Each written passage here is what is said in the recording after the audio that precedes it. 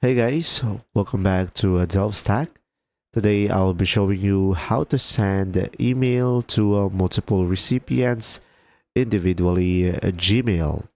So to do this process, first thing what you will do is of course you can just simply go ahead and open up any web browser into your computer and just make sure you are signed in into your account.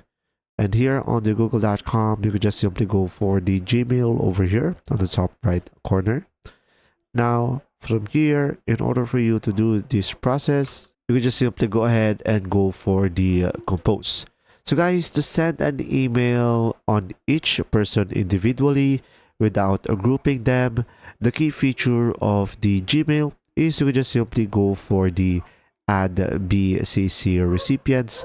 So when you turn this on, you can just simply provide the email of the person that you are going to send it to. You can add as many as you can. And once you have done that, you just simply provide a test subject and the content that you are going to send it to. And remember that if I send this to them, automatically they will not know which one who I send it to as well. So pretty much this will be sent individually. If you found this video helpful, please like and subscribe. And if you have any questions, just simply go ahead and comment down below, and we will do our best to answer them all. And see you in the next video.